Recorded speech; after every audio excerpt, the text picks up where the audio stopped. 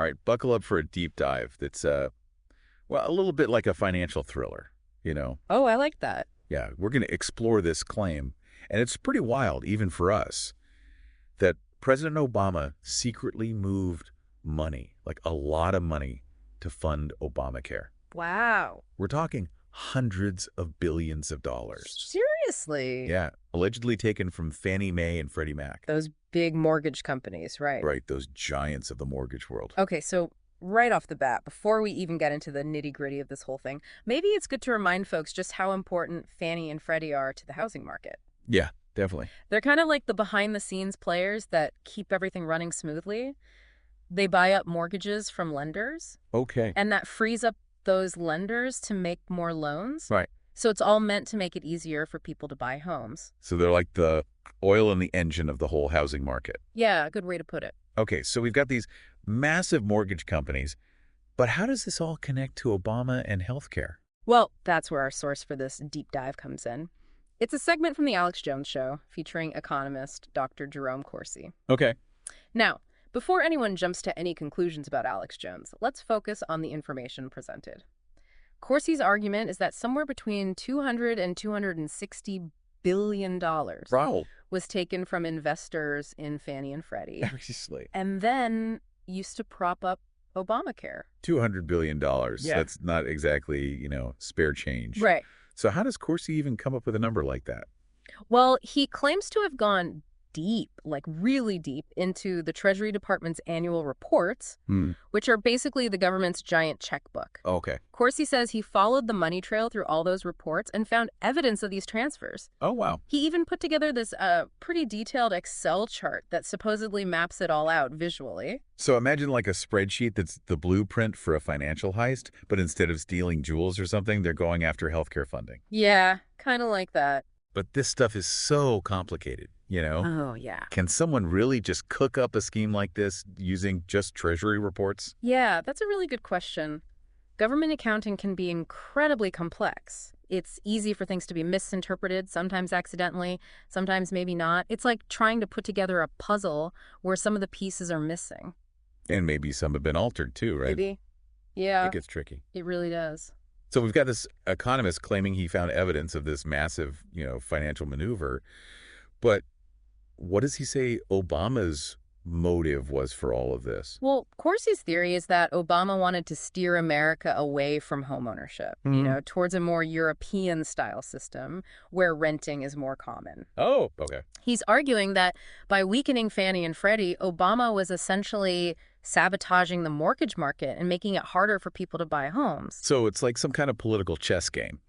But the pieces are mortgages and healthcare plans. Yeah, that's one way to look at it. And if Corsi is right, this is a huge deal, right? Absolutely. We're potentially talking about illegal activity here that could have had a huge impact on the housing market and on everyday Americans. Yeah, for sure. And to be fair to Corsi, he's not just throwing out accusations. Okay. He claims to have worked with a former auditor from Fannie Mae and to have received information from, get this, sources within the White House. Wait, hold on. Are you saying there could be like whistleblowers involved? Could be, which adds another layer to this whole story. It makes you wonder about those sources. Like, who are they and why are they talking? Exactly. And those are questions we'll definitely be digging into later. Okay. But first, let's consider the fact that the story hasn't stayed on like the fringes of the internet. Right. Maria Bartiromo, Fox Business. Yeah. Well, she's picked up on this claim too. So this has gone mainstream. It has. It's not just some obscure theory anymore. Right, which raises a whole other set of questions about how this information is being presented to the public.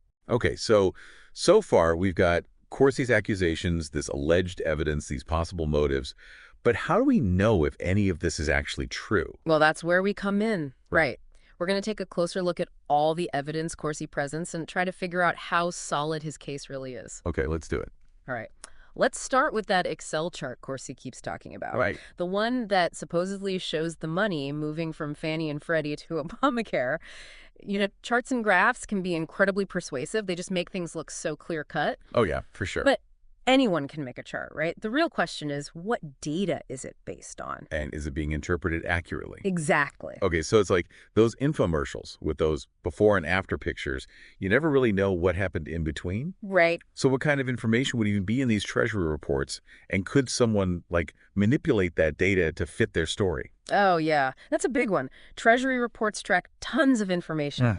Government spending, revenue, debt, all kinds of complex financial transactions. Yeah. So if you're trying to say that money was moved from one specific program to another, you could maybe cherry pick certain transactions, Oh. highlight them out of context, weave a story that supports your claim. Even if the bigger picture doesn't really support it? Exactly. So it's like highlighting certain lines in a book to make it seem like it's about one thing when it's really about something else. Yeah, that's a good analogy. We need to see the whole picture, not just the part someone wants to show us. Exactly, and that's why it's so important for Corsi to be transparent about how he got to his conclusions. Right. If he wants to be taken seriously, he needs to show his work, the raw data, the calculations, everything. Let the experts examine it. Right, let independent experts look at it and see if it holds up.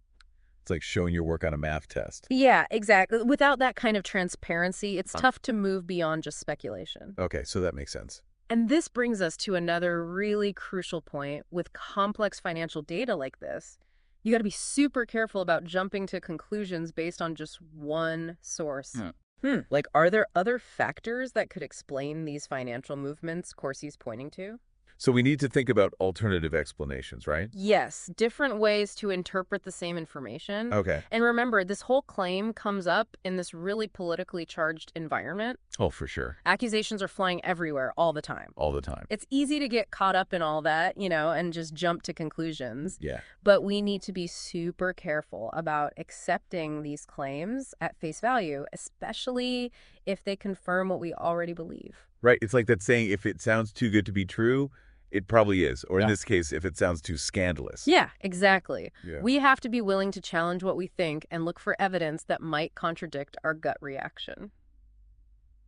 Okay, so let's talk about Corsi's idea about Obama's motive. This whole thing about him wanting to shift America away from homeownership Okay. towards a European-style rental society. Yeah. It really taps into these fears about government overreach, And like losing the American dream. This is where it gets really interesting.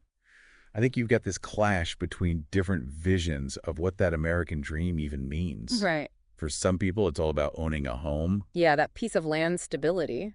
But for others, maybe it's more about flexibility, being able to move for work or opportunities. And that's a valid conversation to have, right? Yeah. How do we make sure everyone has access to safe and affordable housing, whether they're renting or buying? Yeah, for sure. There are strong arguments on both sides. So maybe instead of jumping to the conclusion that Obama was trying to undermine homeownership, we should look at the housing market as a whole, Really. and all the different ways people have tried to deal with its challenges. Exactly. And policy decisions are rarely made in a vacuum, right? There are always multiple factors at play: economics, politics, competing interests. It's complicated. Very complicated. It's like trying to untangle a giant knot. Yes.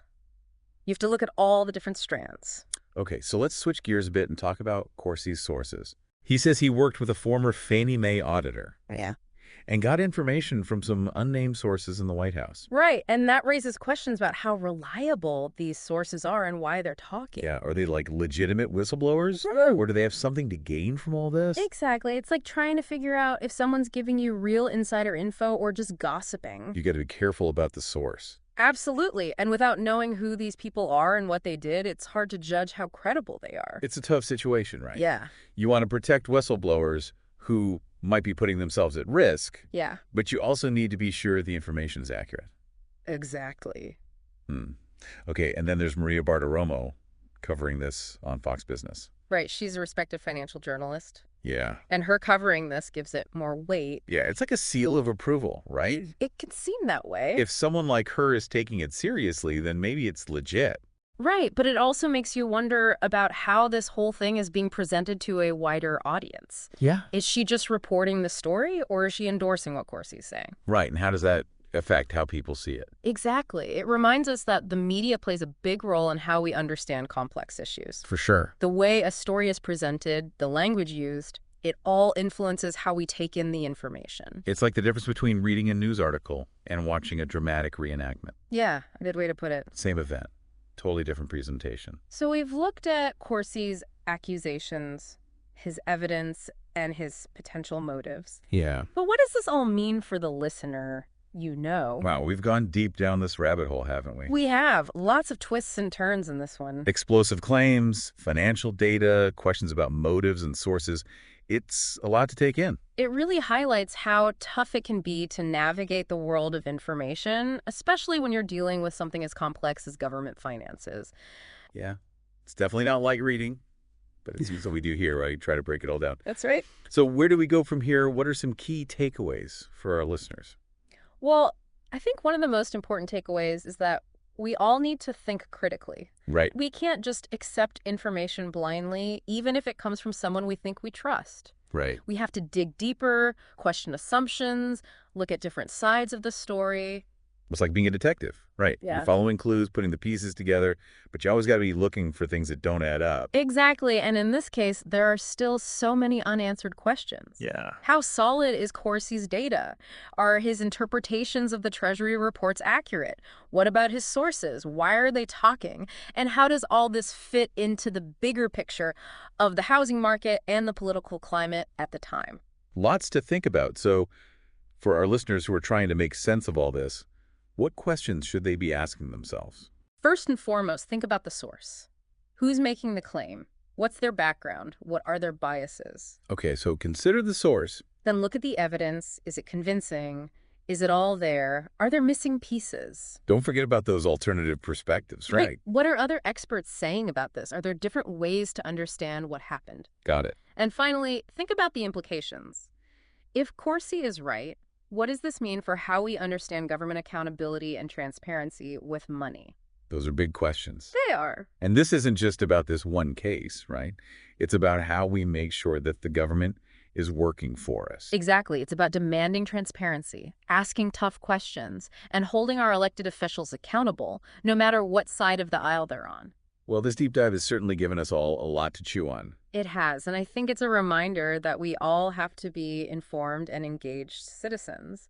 We can't just sit back and passively take in information. We need to be active participants in the process. We have to think for ourselves. Yes. So to wrap up, we've been talking about this claim about Fannie Mae, Freddie Mac, and Obamacare, but this raises a much bigger question. How do we make sure there's a system in place that prevents any abuse of power, no matter who's in charge? That's the question we all should be asking, and it's one that deserves our ongoing attention and our engagement. Well, that's it for this deep dive. Thanks for joining us. Thanks for having me.